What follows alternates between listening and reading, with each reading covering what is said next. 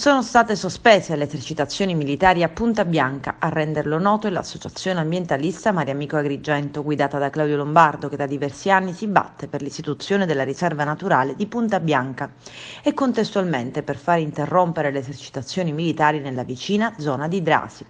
Oggi finalmente, dopo le indagini condotte dai carabinieri della sezione di tutela forestale e ambientale di Agrigento, hanno sospeso le esercitazioni militari a Punta Bianca. L'esercito italiano da 63 anni continua a violare questo territorio, commenta Claudio Lombardo, che ha, sotto l'aspetto paesaggistico, storico, ambientale, una valenza incommensurabile.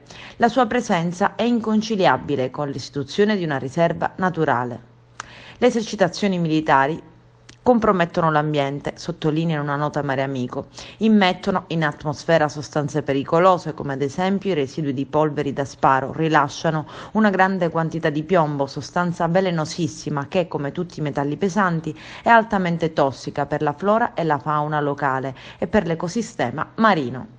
In particolare la sua presenza in acqua ad elevata salinità lo degrada dissolvendolo nell'ambiente marino. Il piombo, prosegue Claudio Lombardo, entra quindi nella catena alimentare distribuendosi nei tessuti degli organismi della fauna ittica con destinazione terminale l'uomo. Questo causa una serie di danni ad organi e tessuti spesso irreversibili. E ancora, prosegue Mariamico, i terrificanti boati atterriscono oltre che le persone anche gli animali selvatici presenti in queste aree. Anche le forti vibrazioni provocate dalle esplosioni hanno già causato numerosissime frane, con un considerevole arretramento della fragile falesia.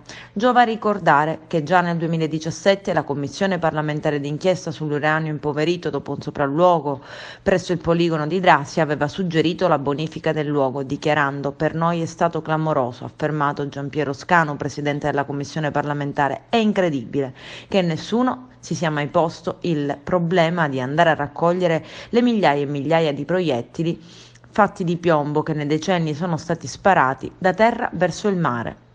Proprio per questi motivi lo scorso 18 ottobre 2021 abbiamo promosso, prosegue Claudio Lombardo, un sit-in con gli abitanti del luogo e dopo l'ennesima pesante esercitazione con mezzi militari blindati, il 20 ottobre 2021 abbiamo presentato un nuovo esposto alla Procura di Agrigento chiedendo di indagare sull'inquinamento provocato da queste esplosioni a terra e in mare. Oggi finalmente, conclude l'associazione ambientalista, dopo le indagini condotte dai carabinieri della sezione di tutela forestale e ambientale di Agrigento, hanno sospeso le esercitazioni militari a Punta Bianca.